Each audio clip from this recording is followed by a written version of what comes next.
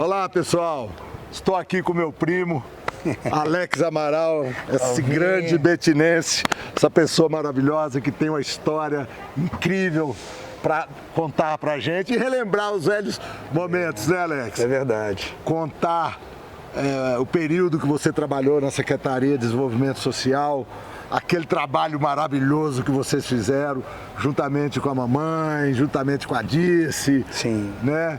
Contar aqueles casos da construção da pista de bicicross aqui, daquele enduro de Esmeralda para cá, por que foi feito aquele enduro e tudo, e é um bate-papo bem descontraído. Né, Alex? Como que surgiu a ideia de construir a pista de bicicross aqui, Sim. que virou o centro de referência para a cidade, para a juventude. Sim. Quando tinha uma corrida aqui, a cidade inteira parava aqui no SEAB.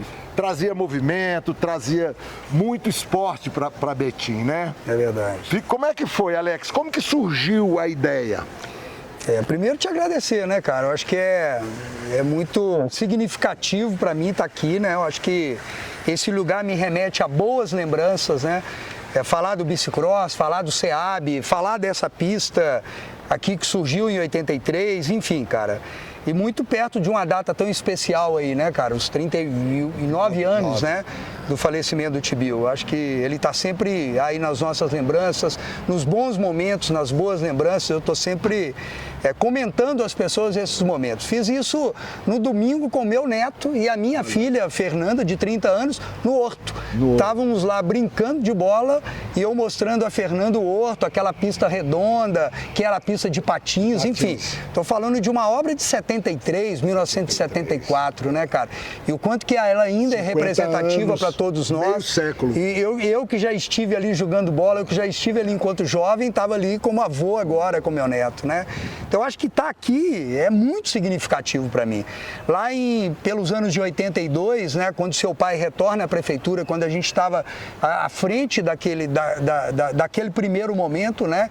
Lembrando que em 82 foi um momento muito difícil. Muito difícil. Do funcionalismo público, por exemplo, o funcionalismo estava 4, 5 meses sem receber salário, né? Havia um desemprego altíssimo, uma fome altíssima, né? A gente ia para agrosséries colher repolho para distribuir, né, pela cidade afora, a gente em cima de caminhão distribuindo repolho, tomate, enfim. A gente trazia aqui as carretas da Cobal. Imagina, isso nem existe mais, né? Eram carretas imensas, supermercados do Ministério da Agricultura que vendiam alimentos a baixo custo. Isso era a nossa prioridade, né? De uma certa forma, matar a fome do povo, né? Enfrentar um problema gravíssimo social que, de uma certa forma, podia ser o país, mas especialmente Betim vivia naquele momento. E a gente estava ali no fronte. Era ainda a Secretaria do Trabalho e Ação Social e Desportos. Porque não existia a Secretaria de Esportes. Ela toda era embarcada ali. E eu não era da área de esportes. Eu, na verdade, estava no fronte da área social. Urbanização de vilas, favelas, esse enfrentamento da fome, enfim, movimento comunitário. Essa era a minha responsabilidade e a minha empreitada. Mas eu não me lembro mais quem, confesso que eu não me lembro mais quem, mas houve um momento que eu estava ali na Secretaria do Trabalho e Desportos e alguém me fala de um grupo de meninos que estavam no campão ali do Poço da Curva.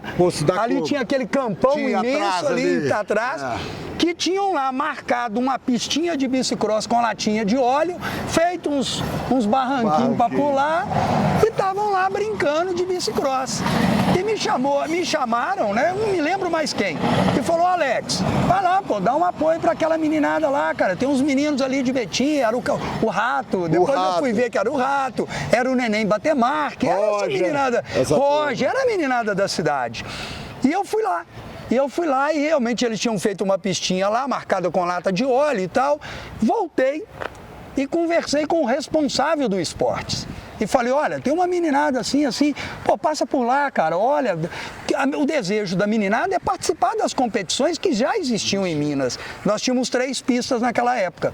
Nós tínhamos a pista do Mineirinho, a pista do Parque de Contagem ali, onde hoje é ali, no Eldorado, e a pista do Parque... Do Fernão Dias. Não, o parque lá no alto do Afonso Pena, do Mangabeira. Do Mangabeiras, Eram as 3 isso pistas. mesmo. O bicicross já acontecia em Minas Gerais nessas 3 pistas. E o desejo dessa meninada era participar dessas competições.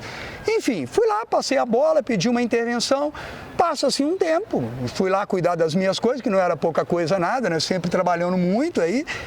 Um belo dia eu vejo esse responsável pelo esporte chegar comemorando uma conquista ali que Betim ia ter a sua pista de motocross.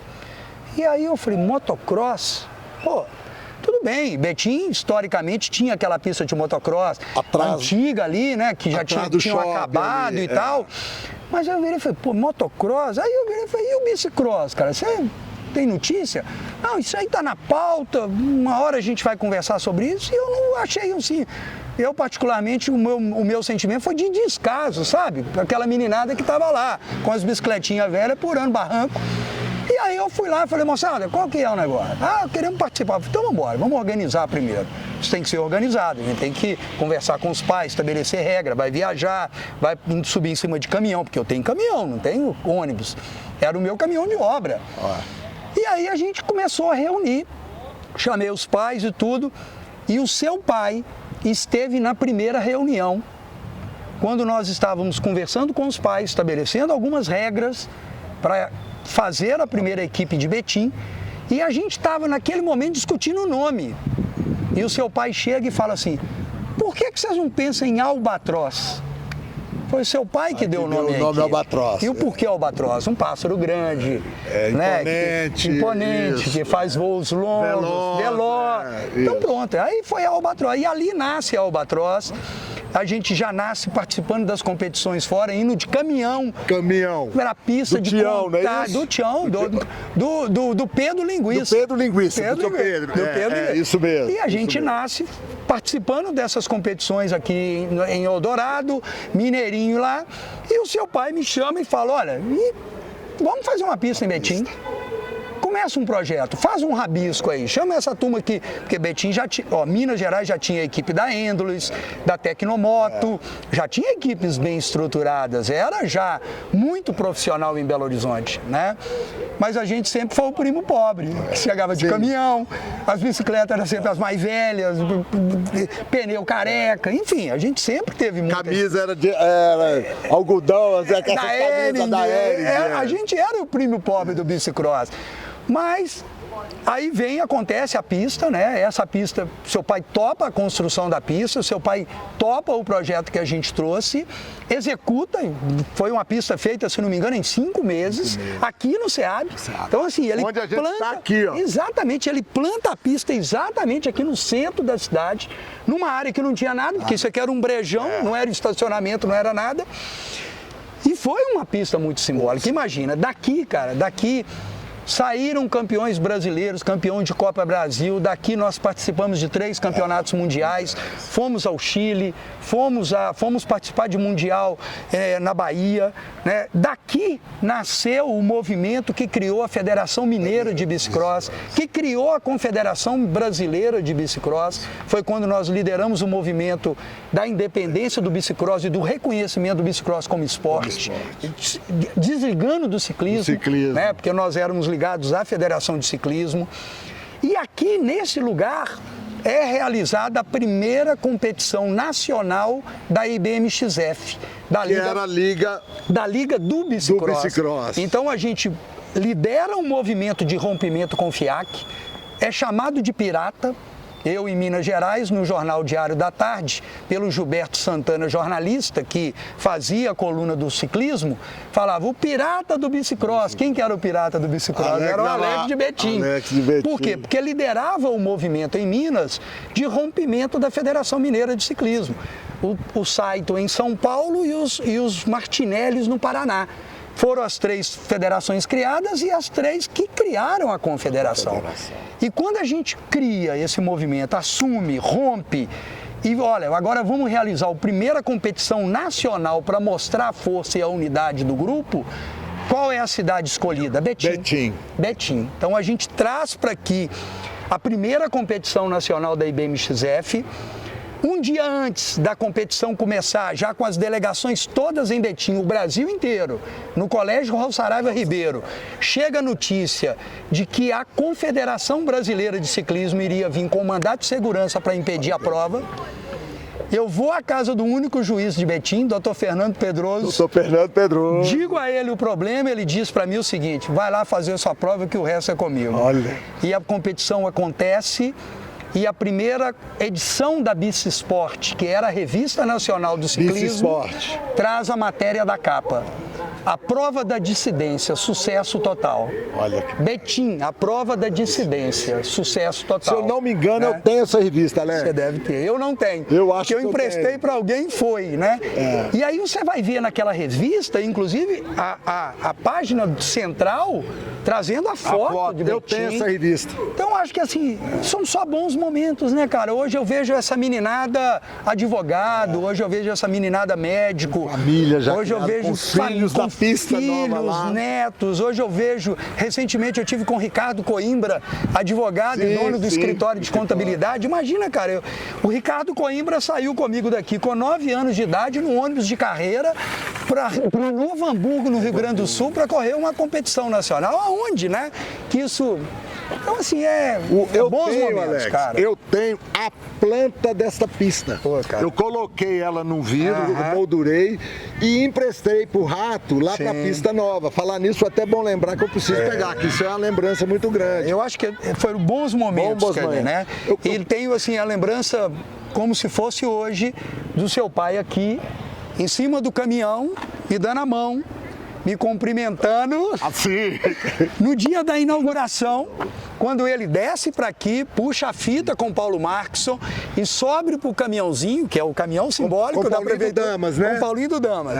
Tira a fita com o Paulinho do Damas, sobe para o caminhão para assistir a prova de inauguração. Que foi em homenagem ao Paulo Marcos do Amaral Rezende, que era então, o Paulinho, assim, o filho, irmão da Marlene Paula. E daqui, cara, eu acho que daqui nasce grandes homens, né? Daqui a gente forma grandes homens, porque eram regras rígidas, escola era prioridade, família era prioridade, todas aquelas regras iniciais lá que o seu pai exigiu que tivesse, né? Era isso. Moçada, escola prioridade. Segundo, família, prioridade, ok? Então, sobe em cima do caminhão, viaja, passeia, corre de bicicleta, quem? Tem escola e família. Valores, né, Alex? Valores. E isso a gente vê hoje na vida desses meninos, né, cara? Na vida de hoje desses homens, né? Que um dia foram os meus moleques, né? Os nossos moleques. E falo, né, cara? E daqui também, seu pai, um belo dia lá em 1984, me chama, já com esse movimento todo acontecendo, e fala, tem uma missão. A gente precisa de fazer barulho lá no Casarão Santo Antônio, em Esmeraldas, porque eu preciso trabalhar para o tombamento daquela casa. Aquela casa tem uma história, tem um significado para Betim, Capela Nova, e nós precisamos de ajudar Esmeraldas a tombar aquele patrimônio. E aí, o que eu quero que você faça? Faça uma corrida de bicicleta de lá para cá. Eu falei assim, como assim, cara, né? Como assim, né? Fazer uma corrida de bicicleta de uma cidade... Bicicross, não, né? Era bicicleta pequena, não tinha cruiser, não tinha mountain bike, não tinha nada. Tinha marcha, não tinha nada. Aro 20, cara, não imagina, né? Eu falei, como quem diz, né? Ordem dada, ordem cumprida, vamos lá, né? E aí a gente começa a desenhar esse processo, vou lá, conheço Esmeralda, eu volto por dentro no meio do mato para entender o que era, chamo o grupo de escoteiro Olavo Saint Clair e a gente começa em 84 o primeiro enduro ciclístico, que naquela época o seu pai deu o nome a ele, que chamava o primeiro enduro ciclístico da Independência, porque acontecia sempre em setembro, na primeira semana de setembro, com Tancredo na caminhada da liberdade. Porque Tancredo caminhava para o colégio eleitoral. Para a disputa do colégio eleitoral. Então a gente chama o primeiro enduro como o primeiro enduro ciclístico da independência com Tancredo na caminhada da liberdade. Você tem um diploma? Tenho. E lembro que foram 400 e poucas inscrições, cara. Foram 400 e poucos meninos que nós levamos para Esmeralda de caminhão e de ônibus, deixamos dentro do curral, abrimos a porteira e demos uma largada. Vambora. E os primeiros tempos, né, até chegar a Betim, eram coisas de 3 horas, cara. Porque você imagina, era muita estrada. Muita estrada. Numa época que não existia mountain bike, bicicleta fora de estrada. Comunicação difícil, coisas difíceis, né, Alex? E eu queria que você contasse também, Alex, como que foi a sua atuação, quando assumiram a Secretaria de Desenvolvimento Social, com todos aqueles problemas sociais que a gente tinha. Sim.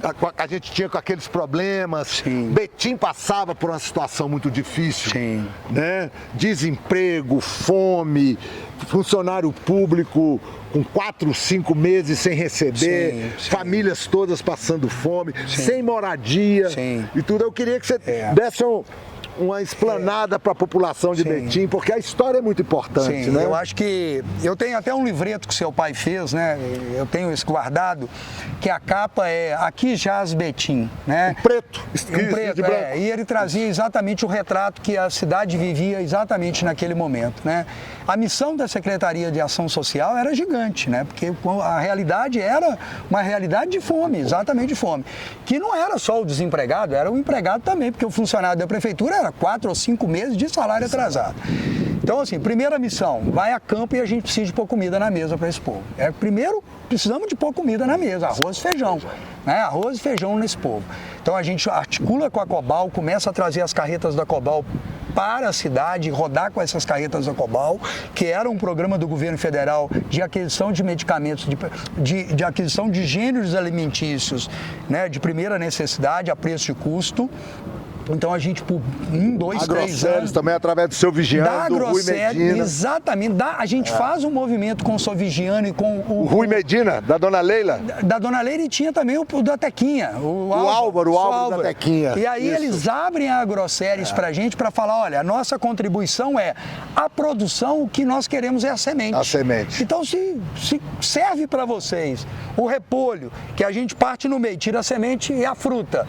Se serve para vocês o tomate, a abóbora, fique à vontade.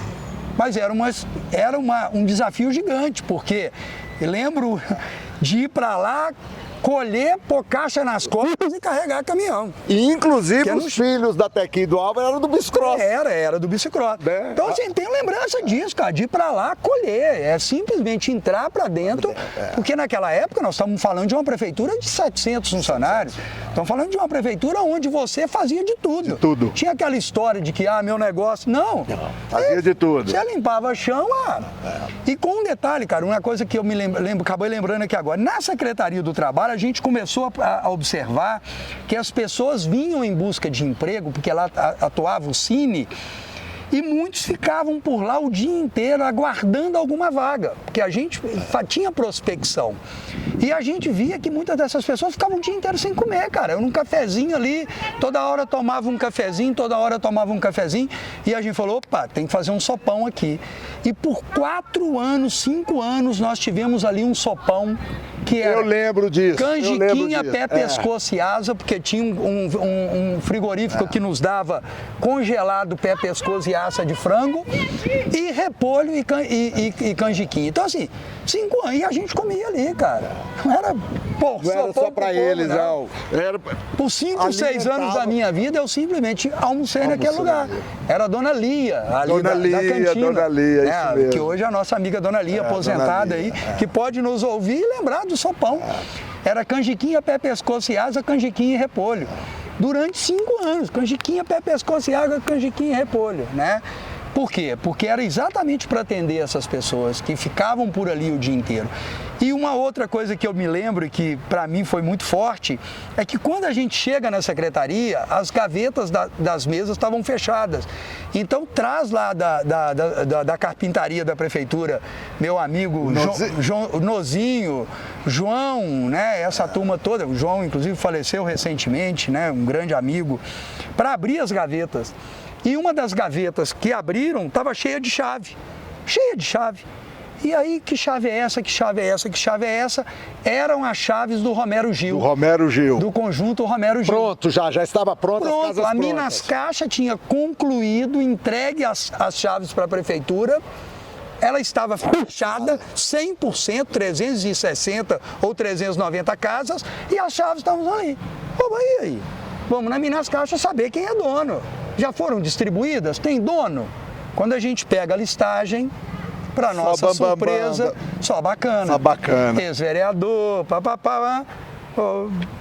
Bill, aqui ó. Ele virou e falou assim, ocupa. Pega esse povo da prefeitura, prioridade. Pega o povo da prefeitura que está com aluguel atrasado, correndo o risco de ser despejado. Pega quem quer, que está aí sem moradia, bota lá dentro, vai lá e ocupa. E deixa comigo. Ocupa. Invasão oficial. Olha que maravilha. Não é nem mete o pé na porta, porque a chave está aí. E aí eu passo a distribuir essas casas com um bilhete de próprio punho ao proprietário. Caso você chegue e encontre essa casa ocupada por fulano de tal, ele está aqui por ordem da Secretaria do Trabalho e Ação Social, venha nos procurar caso queira discutir o assunto. Carimbo assinado, tá aqui o bilhete, tá aqui a chave, entra para dentro, não briga com ninguém, mas também não sai de lá não.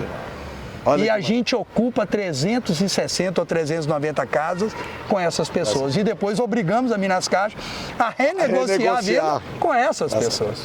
Provavelmente muitos que estão lá até hoje são pessoas dali, de 1983, né? Então, assim, eu acho que os desafios sempre foram muito grandes, com toda certeza continuam sendo, né?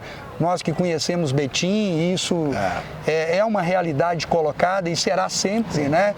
O que eu falo sempre é que cabe aos governos trabalhar para que, ao passar o bastão, você passe uma cidade melhor do que você encontrou, mas sempre com problemas, né? Sempre com grandes desafios, né? Sociais. Serão outros, né, Alex? Mas não pode fechar os olhos. É um organismo, não pode fechar os olhos. Não pode. Para aquela parcela da sociedade mais necessitada. Né? O poder público, ele não pode, no meu entendimento, ser igual no direito tem assim, para os inimigos a lei, para os amigos os benefícios da lei. Sim. O poder público, ele tem a obrigação de fomentar a qualidade de vida e o bem-estar social. Sim. Porque o ser humano é um ser social. É isso aí. Onde foge a educação, foge os valores éticos, os valores familiares, impera o distúrbio, e a balbúrdia, a criminalidade. Sim. Então, os problemas sociais vão crescendo em cima disso. Você sabe, Elvinho, eu tive a oportunidade nessa trajetória aí de 40 anos de militância, enfim, cara, né? Quanto que eu sou grato primeiro a Deus, né, cara, porque eu penso e tenho claro que esse é o meu propósito de vida, eu não tenho dúvida disso, né? Qual o seu propósito de vida, né? Afinal de contas, o que você veio fazer nesse lugar, meu irmão? Eu tenho claro, o meu propósito de vida é esse, foi isso a minha vida, né, cara? E eu tive a oportunidade em inúmeros governos, esses mais de 40 anos como servidor público, de estar exatamente neste lugar, né, cara? Neste lugar da dificuldade, das questões sociais, do enfrentamento às desigualdades, às diferenças, né, cara? E nessas oportunidades eu também tive a oportunidade de conhecer outras experiências, e uma delas que me chamou muito a atenção foi a minha ida a Bogotá, porque Bogotá e Medellín tem uma história muito interessante, e há um livro, inclusive, muito interessante, que a capa dele é Bogotá e Medellín, do caos à referência mundial. Então eles contam a história de um momento de Bogotá e Medellín, imagina, as duas maiores cidades da Colômbia, historicamente, por anos e anos a fio, totalmente reféns do narcotráfico e das Farc, da guerrilha e do narcotráfico, né? Tanto do cartel de Cali quanto do cartel de Medellín, né? Então eles contam exatamente num determinado momento que a sociedade, liderada por duas figuras eleitas em Bogotá e em Medellín, rompem com essa história e a partir de uma frase eles começam uma revolução. E os prefeitos, um, se não me engano, arquiteto e o outro sociólogo, os dois diziam: aos mais necessitados, o melhor. Aos mais necessitados, o melhor. As melhores escolas, o melhor da saúde, o melhor do transporte público, o melhor das políticas públicas. E por que isso? Porque ele dizia: aos abastados eles já têm. Com certeza. Os abastados já têm. Alex, primo, a gente sabe que esse ano é ano de eleições municipais e eu estou me colocando como pré-candidato a vereador nessa cidade. Eu tenho uma história nessa cidade, minha família tem, que nós somos primos de primeiro grau, então nós temos muito amor por essa cidade. Eu queria saber se pode, o povo de Betim pode confiar em mim, se eu tenho capacidade de exercer um bom trabalho. O que você acha da minha pretensão a conquistar uma cadeira na Câmara Municipal? A idade não ajuda mais muito, então eu não vou conseguir talvez repetir o que eu lhe falei recentemente, né? Quando você veio me dizer da sua pretensão, eu recebo isso com muita alegria, porque primeiro um filho de Betim, né, cara? Um filho de Betim, né? Um homem formado, né? Um homem formado no sentido, inclusive, de ser um advogado, atuante, um homem preparado para assumir essa função, né? Porque penso eu, Alvinho, que quando nós falamos de poder legislativo, nós estamos falando das pessoas que terão a missão de legislar, as pessoas que terão a missão de fiscalizar. Esse é o papel do Poder Legislativo. Sou eu que digo, está escrito na Constituição.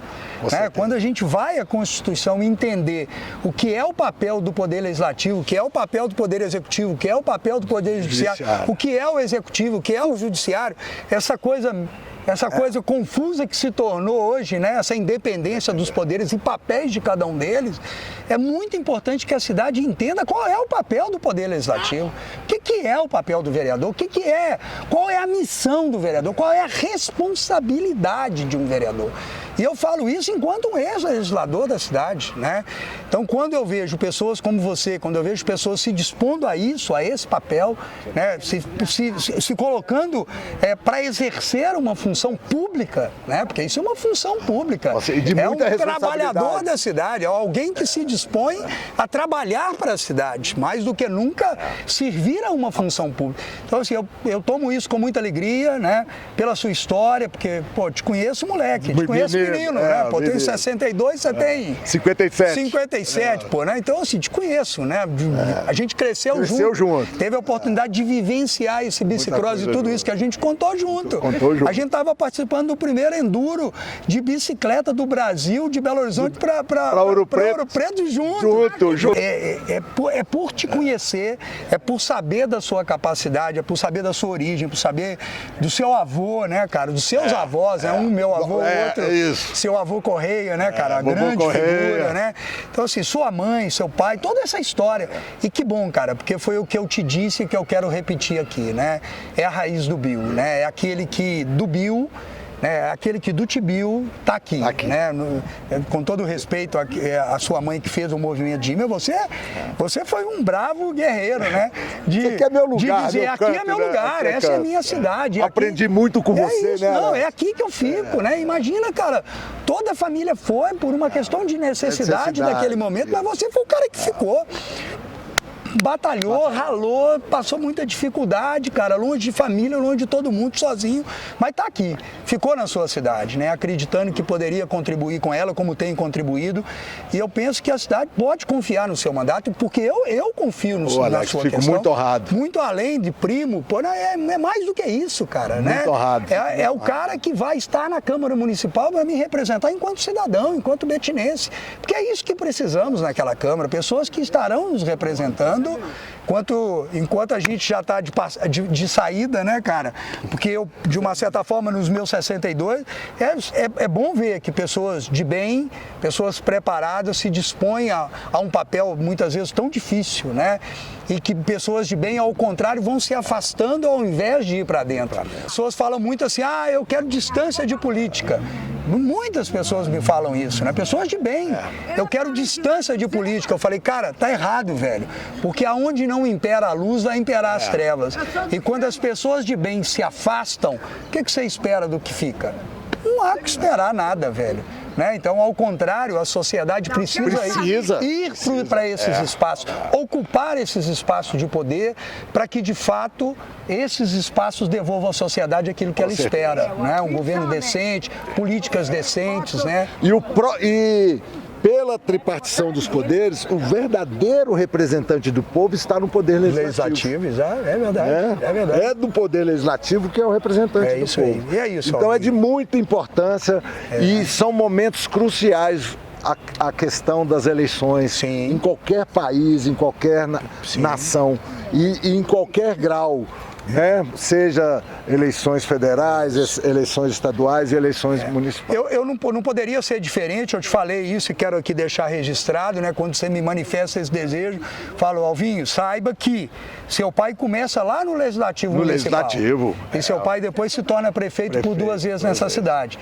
E se não tivesse sido acometido por um acidente, seu pai com toda certeza teria sido governador, senador, porque era um grande político, um homem novo e que tinha um mundo pela frente, né? Uma gigante, um mundo pela frente, né? Então acho que essa é uma responsabilidade que você leva, né? Com certeza. Saiba que você tem muito mais do que um mandato, né? É essa responsabilidade de tudo aquilo que um dia, de todos os nossos sonhos que um dia estiveram depositados na pessoa do seu pai, hoje da minha parte estarão depositados em você, cara, sabe? Fico muito honrado. De ver um mandato que de fato seja grande como essa cidade sabe? E um mandato que de fato possa levar essa cidade a discutir os grandes desafios e temas que nós temos, né? Porque eu acho que é isso que esperamos. Obrigado, meu senhor.